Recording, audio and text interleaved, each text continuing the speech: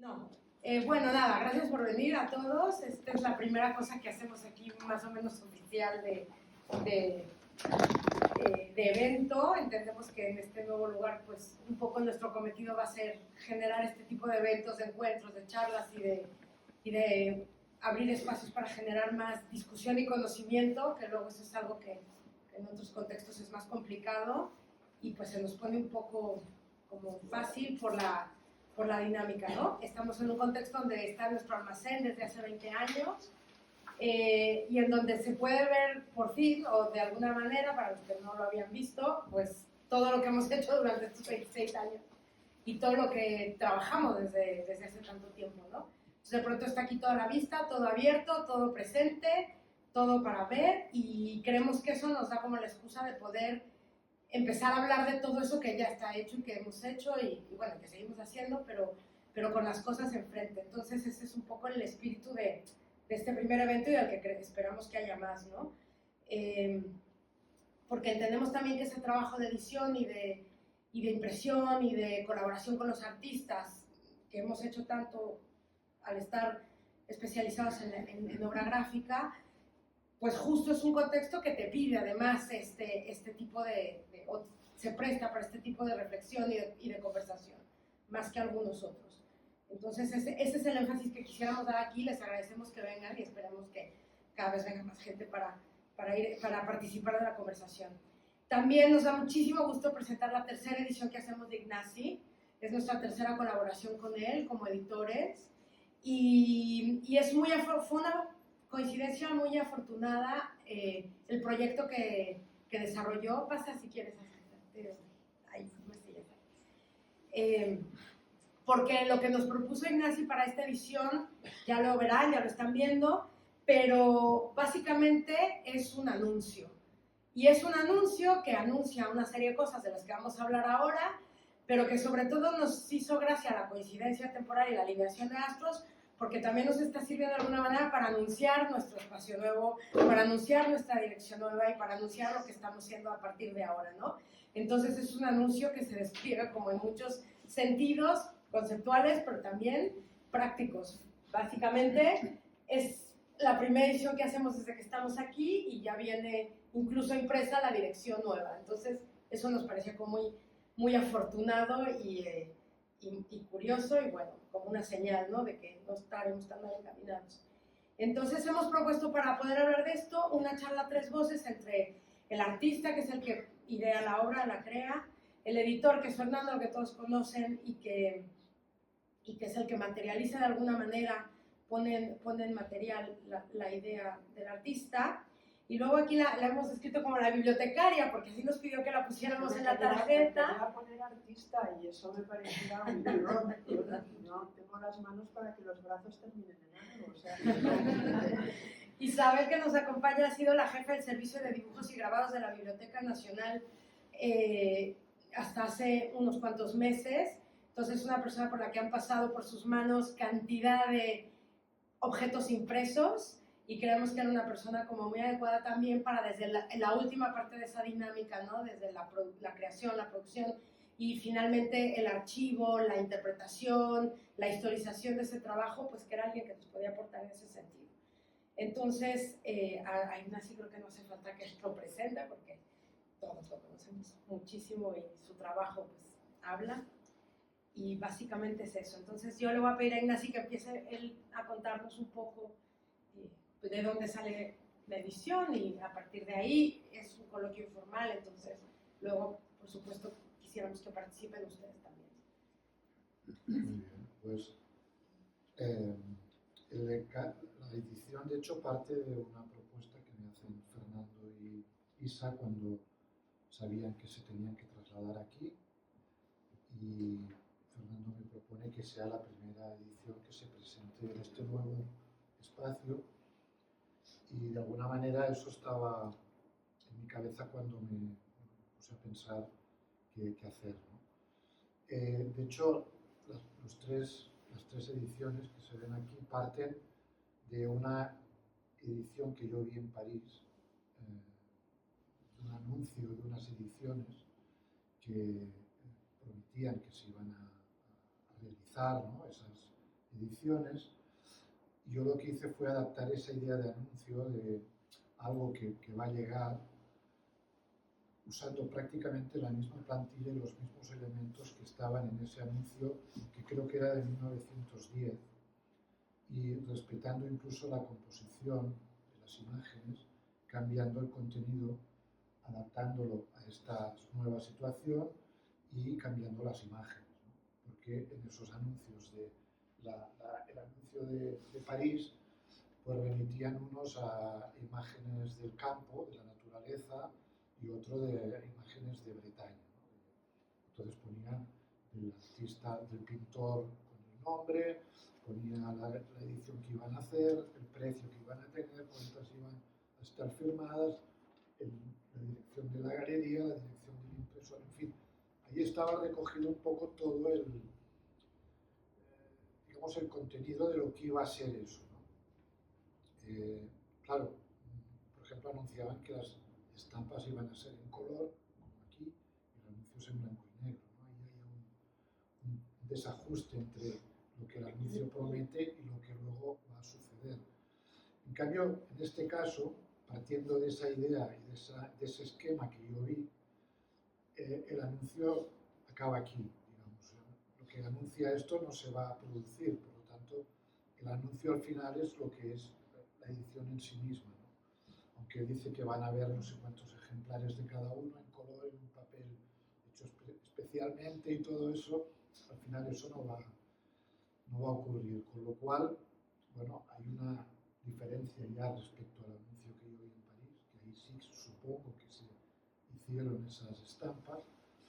Y por otro lado, pues bueno, es jugar con esa idea de expectativa, ¿no? De llevarle al espectador algo que luego no va a encontrar, ¿no? Yo cambié las imágenes, como veis, evidentemente no son imágenes, sí que remiten de alguna manera a tres temas y están anunciados arriba, ¿no? Se promete que va a haber un libro o una publicación sobre las nubes del mundo, sobre los monocromos, sobre los mares, etc. Y ahí hay como una primera presentación, ¿no? Todas las imágenes que contienen las ediciones son fragmentos de fotos del periódico, reales, o sea, recortadas y aumentadas, o sea, escaneadas y aumentadas. Y luego el pie de foto pues sitúa de alguna manera qué es ese fragmento de imagen. Por ejemplo, el de las nubes, yo buscaba ahí una cierta ambigüedad entre nubes de cielo y nubes que podrían ser otras cosas, ¿no? Como por ejemplo explosiones, ¿no? Y citar debajo de cada una un país a que corresponderían esas nubes en las que hay un conflicto, ¿no? Una guerra, un conflicto en este momento. Por lo cual este se deriva hacia una lectura más política, ¿no? Digamos, más la geografía del conflicto podría ser, a través de un fragmento de una foto que no dice nada, no informa de nada. De hecho, cuando recorto la foto del periódico y recorto ese fragmento, la información está justo en lo que no vemos aquí, ¿no? Debajo de ese cielo o en ese mar, ¿no? Que está en esa otra serie. O sea que es la parte con menos información de la imagen. Precisamente eso es lo que la deja abierta a especular, a imaginar, ¿no? A pensar por qué esas nubes están en esos países o qué podía ocurrir en esos mares que también formaron parte, de alguna manera, de una información visual, ¿no? Y por último, esta que es, digamos, la más cercana a lo plástico, a la pintura, al color, ¿no? Anuncia una serie de monocromos, también fragmentos monocromos recortados del periódico, pero que en blanco y negro, claro, limitan mucho su variedad y su digamos, atractivo visual, ¿no? Se convierte como en una gama de grises simplemente, pero debajo sí pone un color, el color correspondiente al que había en el fragmento, ¿no? Que yo recorté. En fin, hay toda una serie de, digamos, de traslaciones de la imagen impresa del periódico a la imagen impresa en grabado, del fragmento de la imagen como noticia al fragmento de la imagen como espacio especulativo. En fin, hay toda una serie de cruces que también he trabajado en otras obras, incluso en otras ediciones que hemos hecho con vosotros, ¿no? Y forma parte un poco de esa manera de trabajar mía, de hablar de eso, por un lado, de simular un tipo de trabajo que no es exactamente actual, pero que yo adapto a otro tipo de imagen, o bien pues llevar al contemporáneo imágenes que estaban también hablando de la situación del mundo en la actualidad. Un poco por ahí. ¿Quieres que, bueno, Sí, un poco. bueno, la parte nuestra como editores, el trabajo de editor tiene una característica que es una implicación grande en la obra. No es una implicación grande porque eres productor de la obra también, pero hay una implicación a la hora de decisiones de tipo técnico, material, soporte, etc., ¿no? Entonces, en este caso, lo primero que me sorprendió fue el tamaño de la obra. Es un tamaño muy grande para las obras que hemos trabajado normalmente en edición con Ignacio. Pero por otra parte correspondía muy bien a esa idea de anuncio, La idea de anuncio es muy interesante en el mundo de la gráfica, luego me gustaría comentar un poquito, ¿no? Pero bueno, técnicamente lo que hicimos fue implementar unas técnicas de fotograbado, en este caso sobre polímero, porque no se podía utilizar placa de cobre porque el tamaño no permite la realización, pero sí es un trabajo muy cuidado técnicamente. De hecho, se pueden apreciar muy bien los detalles de la parte trasera de los recortes de periódico, donde está toda la información de la prensa, del periódico, de las letras, etc., ¿no? Se ve muy bien la huella de la plancha. Entonces, bueno, esa es un poco la parte nuestra de presentación. Aquí hay una cosa un poco diabólica, y es el contexto en el que se producen y se editan los grabados. Es decir, hay una cosa que está en el texto, que es la promesa de una edición de lujo que está dirigida, yo creo que a un público culto, de buen gusto, de un cierto lujo, etc. Pero claro, en realidad, eso es lo que dice el texto, pero la implicación del texto con la imagen, en realidad está dirigido a un público cómplice con un aparato conceptual del arte. O sea, es una obra que te hace pensar, derivar. Entonces, es un juego porque la obra no va a existir, pero sí existe la obra, es esta, ¿no? Entonces, ahí hay un juego de implicación interesante, ¿no? La otra implicación es eso.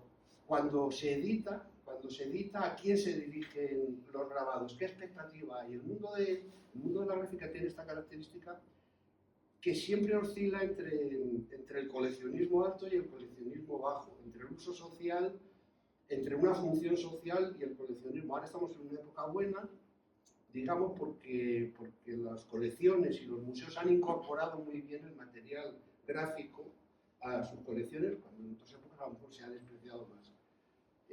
Lo han incorporado porque aporta una serie de informaciones y de conocimientos que no están en un soporte pictórico, que no están en otros soportes.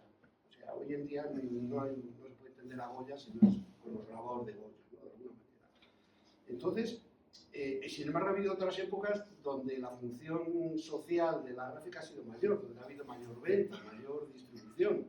Yo estaba revisando algunas ediciones, por ejemplo, la colección Vogue, que editaba Dimitri Papageorgiou en el año 60 en Madrid, el número de ejemplares era 170.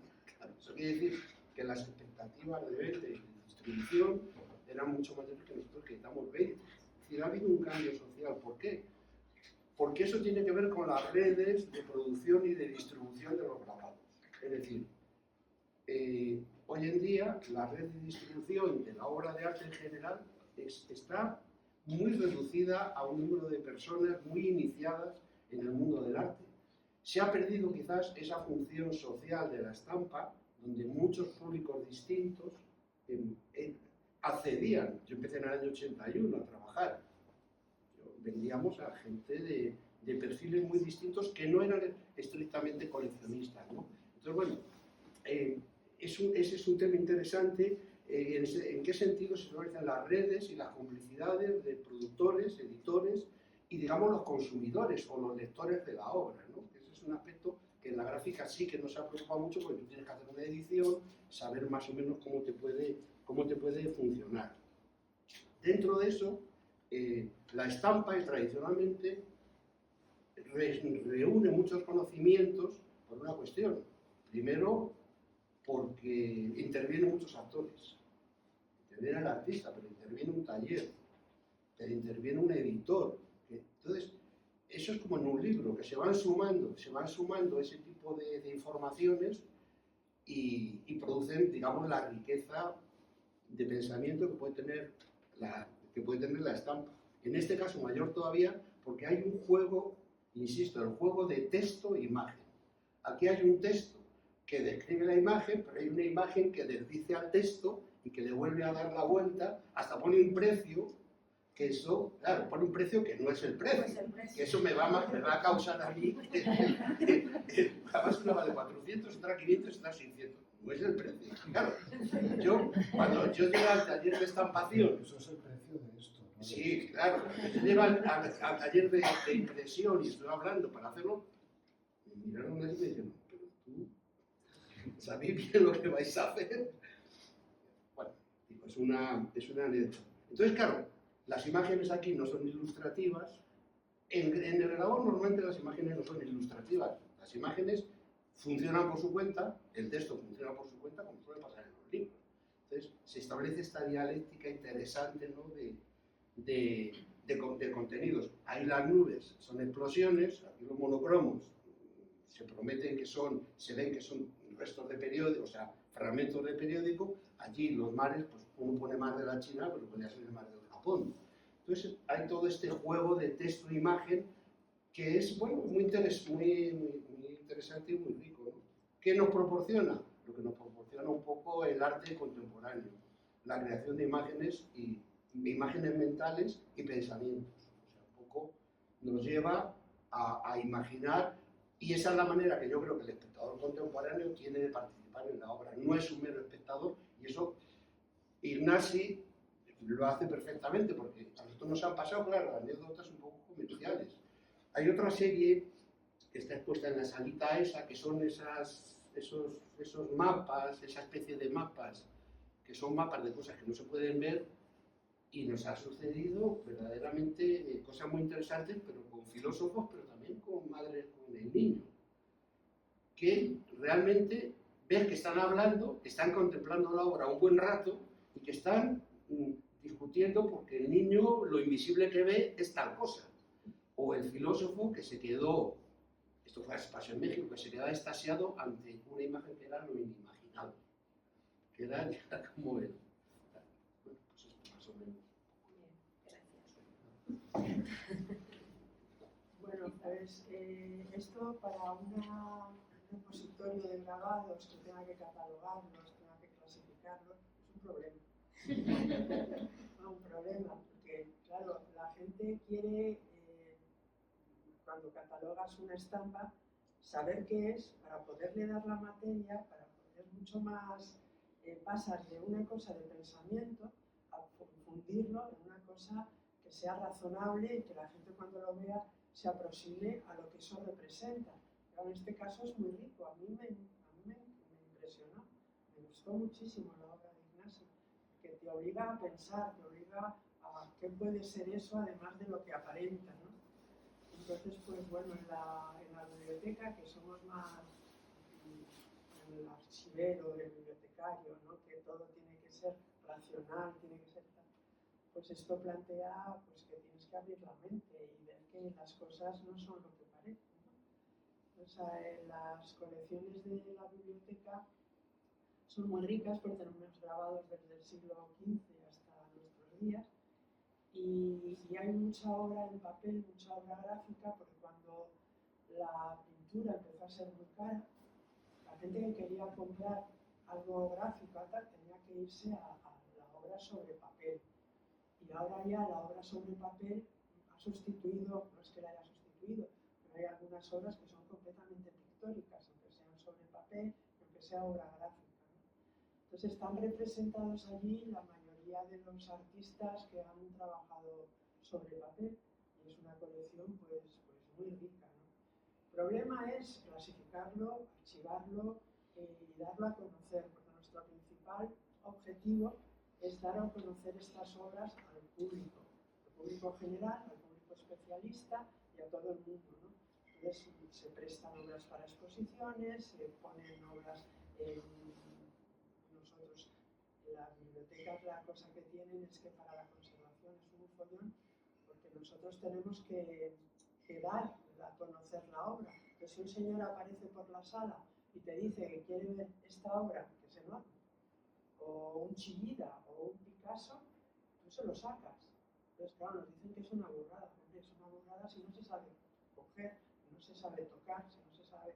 Yo creo que las cosas hay que tocarlas, pero depende, claro, no con todos los dedazos. Entonces hay que tener muchísima cuidado porque tienes que ir al señor diciéndole, mire, no le voy a dar guantes, a la señora, no le voy a dar guantes, pero tiene que tener usted las manos muy limpias porque esto es una obra de artista, que no hay muchos ejemplares, entonces, bueno, pues la gente se va mentalizando y ya va viendo lo que hay. Allí hay mucha obra de gente desconocida porque cuando empezamos a coger obra gráfica contemporánea, que no fui yo, anteriormente, mi jefa Elena Santiago y su madre ya había comprado algo, porque también las bibliotecas hay mucha generación allí, toda junta, la madre, la hija, así la abuela, todos han trabajado allí, han sacado su oposición, pero están allí. Entonces empezó a comprar y compraba de artistas españoles lo que podía, ¿no? En las obras de Goya, las obras de Durero, todo esto había entrado hacía muchos años y no tenía nada que ver, porque hay muchas cosas que entraron porque se compraron bibliotecas, se hicieron grandes donaciones y, por ejemplo, se compró la colección de grabado y dibujo de Valentín Carderera en el siglo XIX, que era un señor muy ecléctico, pero compraba todo, porque quería tener de todo. Entonces te llevas grandes sorpresas para bien y para mal, pero para bien muchísimas, porque casi todos los grabados, las ediciones de Goya que tiene la biblioteca proceden de Carderera, porque también hay de la Junta de Desamortización y de la Junta de Protección de la Guerra. Gente que llevaba las obras a la Biblioteca Nacional, que es donde se hizo como el centro que iba a conservar toda la obra sobre papel, ¿eh? Entonces se llevaron mucho. Muchos lo recobraron, porque lo reclamaron al terminar la guerra, pero hubo mucha gente que no lo reclamó. Bien porque no supiera que estaba en la biblioteca, o bien porque el que tenía que reclamar pues ya no estaba, ¿no? Entonces pues tenemos, iba a decir muchas, tampoco voy a exagerar, hay bastantes ediciones de las distintas series de Goya, tanto de los caprichos como de los disparates, como de la tauromaquia, como de los proverbios, o sea, todas estas están allí y algunas pues son muy diferentes a otras y hay muchos estudiosos de Goya pues, que van a la biblioteca. Probablemente la biblioteca tiene la mejor colección de grabados de Goya, igual que el Prado tiene la mejor colección de dibujos. Los dibujos de Goya procedentes de Carderera se depositaron en el Museo del Prado, pues siempre se ha pensado que el Prado era más, pero en la biblioteca tenemos una gran colección de dibujos también. Muy difícil de catalogar, muy difícil de adscribir a su autor, porque mira, hablando de eso, yo iba a hacer una pregunta. Imagínate que, digo, hipotético escenario, a ti alguien que esté en la biblioteca dentro de 30 años le aparece uno de estos allí. ¿Cómo lo va a clasificar? Va a empezar a buscar la edición real de... Pues eso, no, creo que eso es divertido, por eso, es parte... Por eso te decía que esto es un problema para un archivero o un bibliotecario, porque no es un problema. Poniéndole trampas a los pones mares, pues igual que si fuera un subremoto, o sea, pones mar de la China. Como publicidad, como material publicitario, o sea, a lo mejor como efemera, que se confunde con un cartel real de publicidad, o... Como efemera no lo clasificaríamos nunca, ¿sabes? Porque se nota que es un porque esto se ve que está sobre buen papel, que se ha hecho una tirada, que se ha firmado, que está firmado, entonces eso ya no es efemera, eso es una obra. Claro. Es verdad que la frontera entre efémera y la obra real a veces no es fácil. Por ejemplo, tienen los botes de sopa Campbell de Warhol y puede ser desde un cartel hasta una obra, hasta muchas cosas, pero bueno, eso se parece más a un cartel, pero esto no, esto sería una estampa. Lo que sí que nos colaríamos seguro, Lo de que, lo de que la son edición existe, explosiones, claro. ¿sabes? Ya. O sea, esto serían nubes, dice que es nubes, es que dice que es nubes, pues son nubes. O sea, que esas cosas, ¿sabes? Vamos,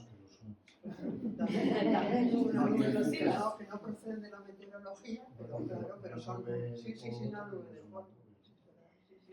Sí, nubes son. O sea, que no nos habríamos equivocado. Pero vamos, que eso pasa. Pero nos pasa con cosas mucho más coherentes, ¿sabes? Que te equivocas. O sea, que a veces llega el artista y nos dice, mira, que he visto que habéis catalogado y es que eso no es. Pues no, yo encantado. Es que corregimos. Lo que es un error muchas veces de bibliotecas y de archivos que nos creemos listos y que tenemos, que podemos ordenar, clasificar y hacer todo de todo. Y eso es mentira. Necesitas una especialización. Y ahora mismo eso es lo que se ha perdido. O sea, tanto yo cuando entré, no entré para fotografía. Y de lo que más sé es de fotografía, sí sé algo.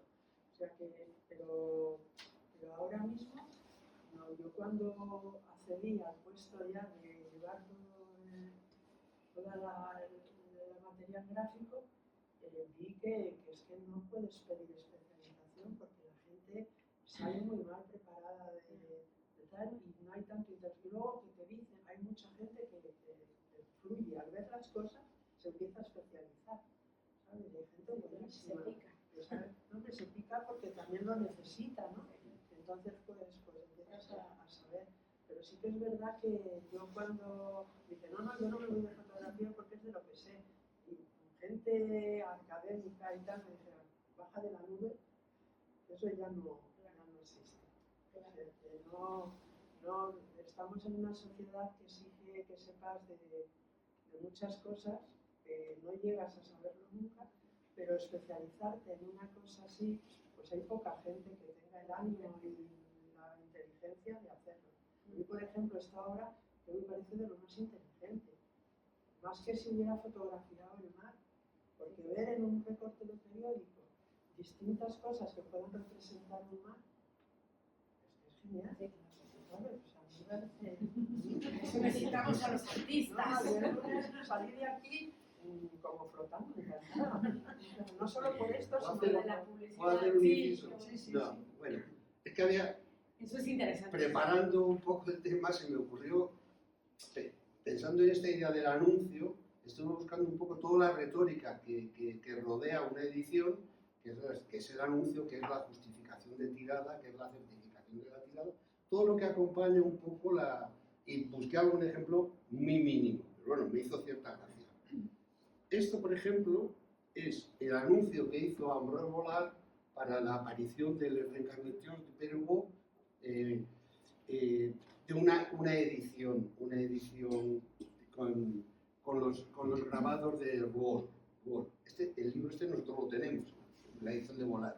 Pero claro, esta es el original que él manejó, y en el original él rectifica el número de ejemplares de lujo, es decir, y ya en la propia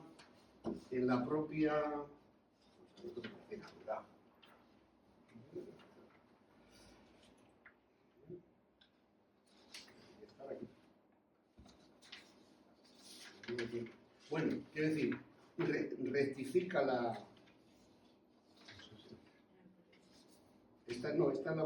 rectifica el número de ejemplares y el ejemplar que nosotros tenemos ya viene con ese cambio. Un cambio, ¿por qué? Porque ha decidido que en vez de haber 75 ejemplares de lujo va a haber 50 y va a haber más ejemplares de los normales.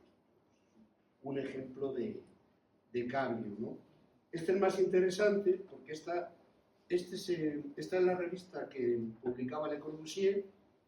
Este es un ejemplar del año 22. En este ejemplar, en la página de atrás, dice que a los abonados a la revista, a los que se abonen para el año 23, les va a regalar, la revista les va a regalar un grabado original del maestro Juan Gris, realizado en una gravure sur bois, es decir, una silografía. Bueno, se hizo así.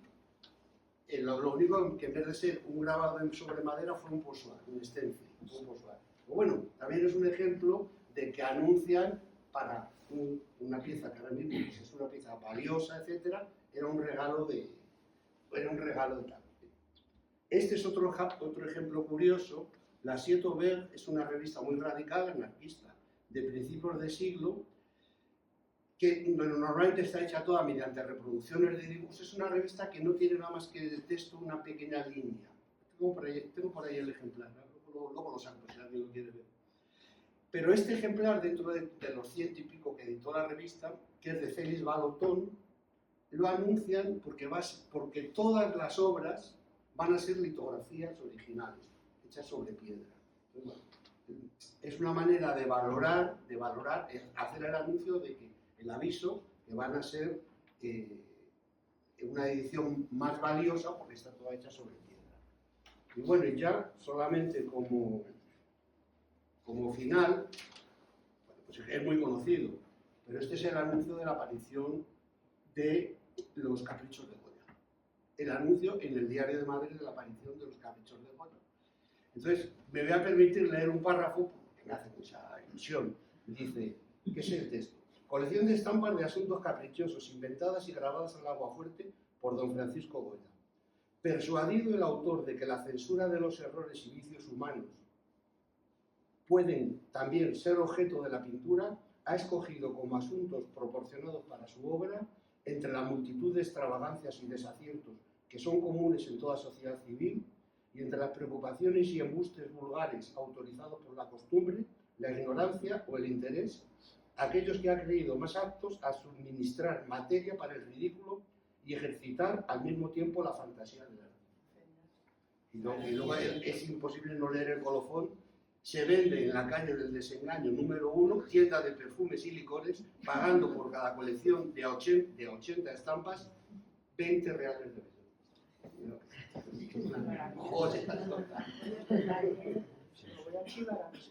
Y lo saca yo de la biblioteca. Digo, de una página.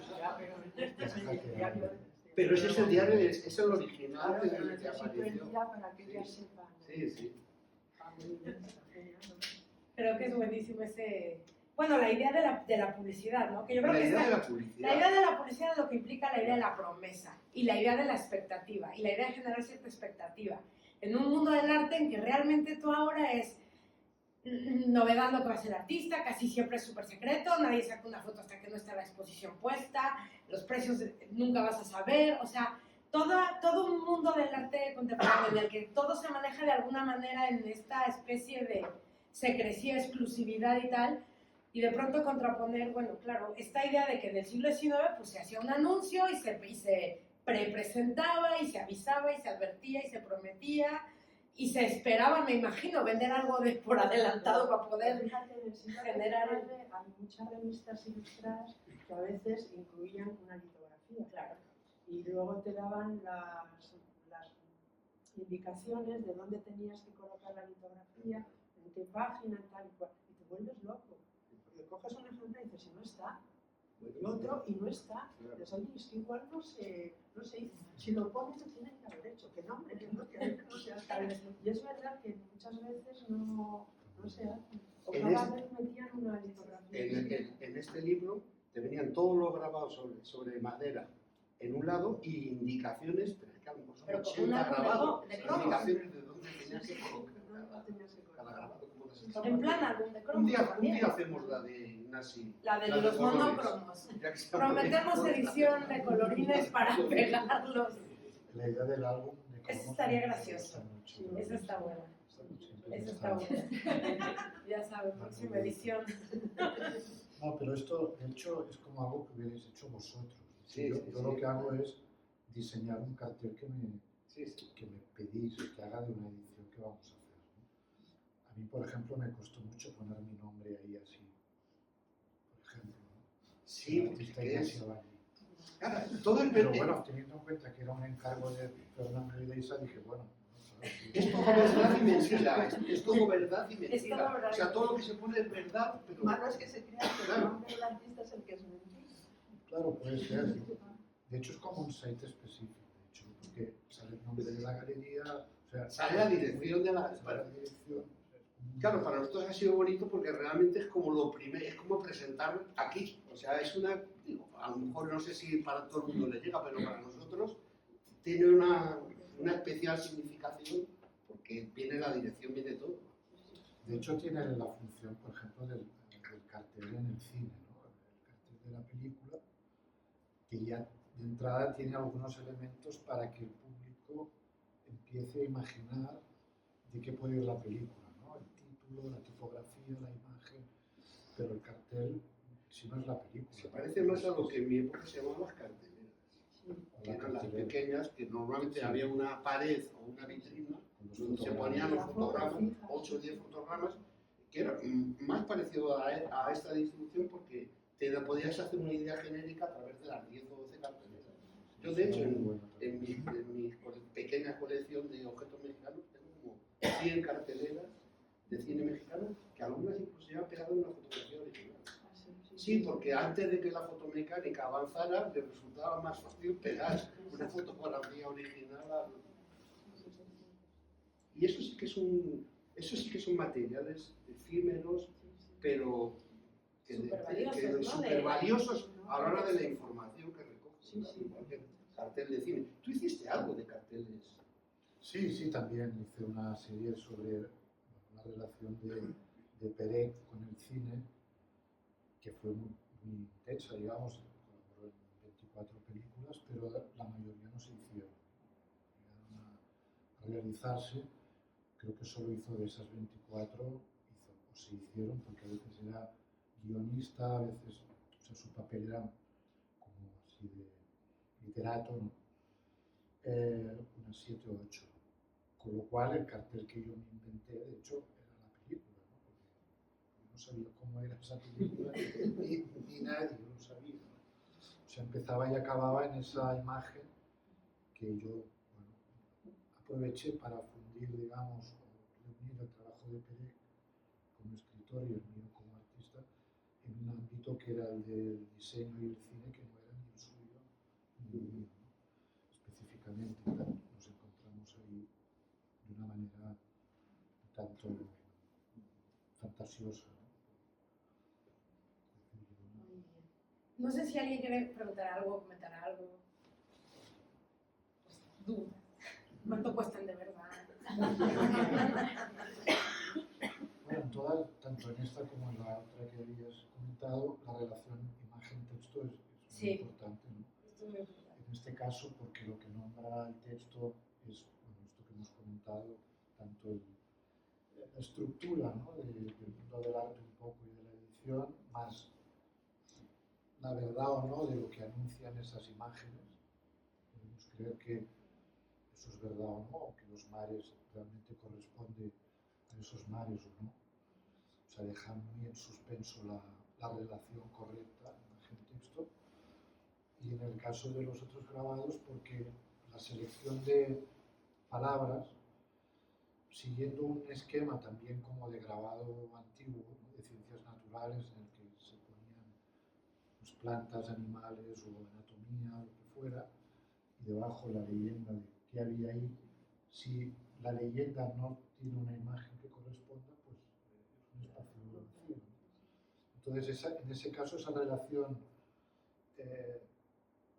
digamos, conflictiva entre el texto y la imagen, porque son palabras que no llevan asociadas una imagen, pues es otra vez otra manera de explorar esa De hecho, relación. el título son los espacios en blanco. Sí. Una será una y la otra también todo el trabajo de material de prensa, que también ahora que estabas diciendo técnicamente y tal. O sea, es verdad que están llenas de información las piezas, porque cada imagen a la vez transparenta lo que ve en el periódico por detrás, todo esto te sitúa cronológicamente, históricamente, te habla de un medio que es el periódico, que esto a lo mejor sí me gustaría que hablaras un poco de eso, porque, y lo hemos discutido varias veces, ¿no? Una cosa que tú llevas trabajando 30 años, que era un soporte cotidiano que existía en el mundo y que es la base de gran parte de tu obra, sea por referencia, sea por una utilización directa, de pronto resulta que ahora está en extinción. O sea, cada vez se imprimen menos periódicos, algunos no se consiguen. Entonces, algo que estaba anclado en esa especie de cotidianidad, cuando tú ves los listados y ves estas piezas que has hecho con el periódico, que era muy cotidiano para nosotros, y de hecho nos pasó en una exposición en México, resulta que a lo mejor la gente más joven no tiene ya esa referencia de esa materialidad del periódico, y eso se convierte ahora en una cosa casi en extinción, y aquí hay de alguna manera es una recuperación en un momento en el que está todavía ahí, pero a punto de ya no estar, ¿no? Entonces también ahí hay un juego de desaparición y de cambio del sentido sin cambiar el objeto, cómo cambia el sentido por la falta de uso, por la pervivencia, incluso la idea del anuncio, que ahora todo te lo anuncian aquí, o te llega una cosa en el Instagram o tal, ¿no? Y de pronto, no, pues haces un cartel que va a anunciar, ¿no? Estas contradicciones un poco en un contexto de mundo digital, de la imagen digital, que esto lo contradice completamente, o lo resiste, ¿no? Sí, Es interesante porque se ve la trama. Sí, claro, Sí. sí. Ves un poco cuando es un rotograbado, de qué parte, cuando es Claro, una porque algunos fototipografía. fragmentos eran así. Sí. Claro, se aumenta con... Sí, son muy pequeños hasta que encuentras algo que ya no Claro, es que te da- solamente el mar o el color, ¿no? Entonces, en algunos casos la ampliación te permite ver la trama. Pero es interesante. Pero claro, todo el trabajo con el periódico empezó a final de los 90, del siglo pasado. Y cuando el periódico en ese momento todavía era la fuente habitual de información, ¿no? No había otra. O sea, comprabas el periódico, cada día lo tirabas porque venía uno nuevo. Era un proceso que duraba 24 horas. ¿No? Cada 24 horas yo hacía ese proceso, se compraba el periódico para informarme, pero siempre me quedaba la reticencia de decir qué pena tirar este objeto que reúne lo más importante que ha ocurrido en un día, ¿no? Y lo vemos como algo y habla de política, de economía, de cultura, de deportes, de ecológica, o sea, reúne un poco todo lo que ha pasado ese día. Y pensé, bueno, ¿cómo podría quitarle esa temporalidad tan corta de 24 horas? ¿No? Claro, quitando pues, cifras de cosas de la noticia, esa cifra se convertía en un dato anónimo, neutro, intemporal, ¿no? Y al final era una manera distinta de presentar la realidad, porque en el periódico era todo mezclado, caótico, y yo iba clasificando por temas. Iba a decir, te hacías, recortabas y clasificabas. Claro. Clasificaba pues, rápidamente pues, muertos por un grupo, ¿no? Personas por otro. Y así. Palabras. Sí, palabras sueltas también. Pero al principio siempre había una cifra porque me interesaba esa idea de medida, ¿no? de la realidad. Que ya no sabías por qué esas personas estaban juntas o por qué habían muerto, pero. Y me interesaba mucho la conexión con lo real, o sea, que no era inventado por mí, como aquí. O sea, yo no he hecho esas fotos de mares, ¿para qué? Si ya están hechas, ¿no? Fotografiar el mar hoy en día es absurdo. O las nubes, ¿no? Hay miles de fotos, internet. Un poco la idea también de no producir más, sino usar cosas que ya están para reordenarlas, recontextualizarlas y darles otra lectura. La idea. Pero claro, ahora el periódico, pues sí, realmente cuando lo compro y lo leo ya sé qué pone. Claro, pues ahora las noticias se actualizan, ya no hay esa temporalidad. Y el otro día hablando con alguien me comentaba, alguien que también utiliza mucho el periódico, que ha bajado mucho la calidad de la fotografía en el periódico, porque ya no hay presupuesto para corresponsal y tal, entonces la calidad de la fotografía de prensa... Jonathan me dijo, sí. Otro artista que trabaja Que mucho con la prensa. me decía, es que las fotos ahora son peores. Porque claro, ya los periódicos no tienen los medios, no mandan O se cosas, repiten mucho. o se repiten mucho, o el papel es peor. El papel es peor, se ha perdido cierta cosa gráfica. Entonces yo estoy esperando, ansioso, que dejen de publicarlo ya y acabar con esto. Te puedes jubilar por ti. Casi 25 años de tijera. Yo Lo he intentado dejar varias veces. Yo soy restauradora en la Biblioteca Nacional, he trabajado muchos años con Isabel y justo ahora me venía a la cabeza pensando que estoy restaurando un álbum facticio que es, pues, en realidad la mayor parte de las obras son de botánica, pero tiene también pues, paisajes, tal. Entonces un poco me ha venido a la cabeza porque alguien en su momento coleccionando le fue dando como una especie de, porque además cada uno es, hay 4 iguales, luego diferentes, en soportes distintos, en formatos recortados, luego hay pájaros, entonces pues, y eso ya para toda la vida se ha quedado ahí hecho un concepto único, pero en realidad el coleccionista le dio un poquito. Supongo que tendría también un concepto de colección. Bueno, ahí entramos en cómo los coleccionistas organizan. Por eso, pero ese era el coleccionista, claro. pero él tendría también su concepto de acumular cosas, ¿no? Y meterlas en un álbum. Clasificarlas. Sí, Pero yo creo que el álbum de cromos que decía Ignasi también, por eso, está en la base un poco los de, por ejemplo, en esas estanterías lo que hay son catalogaciones completas de obra gráfica de artistas, que para mí son un poco álbumes de cromos, es decir, porque todo en la obra gráfica, como tiene suerte de que hay muchos testimonios, hay un editor, hay un artista, hay un taller, hay una producción, hay muchos más testimonios que, o sea, catalogar los dibujos de un artista es más complicado, pero catalogar. Entonces, prácticamente son como álbumes de cromos donde tú vas encontrando el cromo que faltaba o tal. A mí me pasó una anécdota con un artista importante, que ahí está su catalogación completa, que la familia, después de publicar la catalogación completa, encontraron una obra que no está en el catálogo. Y me decía, la hija me decía, la rompemos. Porque claro, es que es un desastre, ¿no? Pero sí pasa porque una obra que se hizo para, que se escapó. A mí no me ha quedado claro si hay obra ya de Ignacio en la biblioteca. No, Sería un buen momento, ¿no? A ver, es que yo creo que esa política de compra de obra contemporánea se paró en un momento dado por de donación, ¿no? La había también. Puedes donar. Puedes donar. Sí, hombre, Eso sí. debería donar. Tengo un camión preparado de No, casa. pero bueno, te voy a decir una cosa, te vas a perpetuar. Y luego además te invitan a algunas copas de la biblioteca de donante y eso. Sí, a las exposiciones. Sí. Te da la mano el director. A ver, Te creas en la web, Hay que donar, y sales ahí. y luego también como ya ser materialista, te desgrabas en Hacienda. Ah, también. Mira, eso está más interesante. Eso ya está más interesante. Sí. No tenemos ya. El otro día le eché así una puta y digo, no hay obra, y me encanta.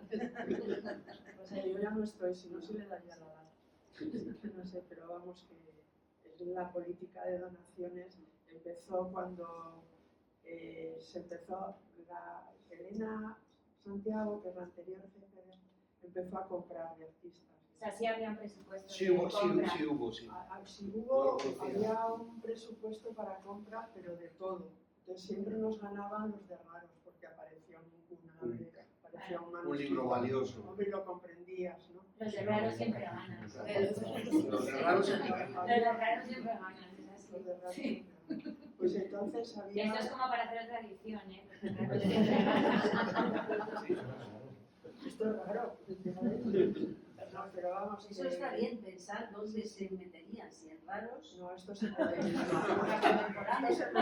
otra cosa. Vas a generar un problema de clasificación en la Biblioteca No, vamos a Nacional. ver, evidentemente con el paso del tiempo, claro, cuando se hizo una exposición de la colección de grabados de Diego Colón, un hijo de Colón, que se pudo rehacer su colección porque él hacía una descripción, dejó escrita, porque metió su colección de grabados en su biblioteca. Y entonces hizo una descripción, pero la descripción no era por autor, era por descripción física del objeto. Era 3 3 imágenes, una virgen y 2 pastores en un tamaño no sé qué, no sé qué, no sé qué. Y se pudo reconstruir bastante la colección, primero por la virtud del grabado de que hay varios. Se pudo reconstruir una colección renacentista, prácticamente, ¿no? Pero claro, la descripción física de esto tiene tela, claro. Despidamos ya la humildad. Pasamos al brindis. Ah, Y como demos la charla entre todos más, ¿no? Muchas gracias a los tres y gracias a ustedes por estar. Y bueno, pues esto, la idea es eso, poder preguntar, poder platicar, poder contestar lo que sepamos y lo que no investigar. Y poder ver cosas también. ¿Nada? Bueno, Muchas gracias. vamos a sacar un vinito y eso.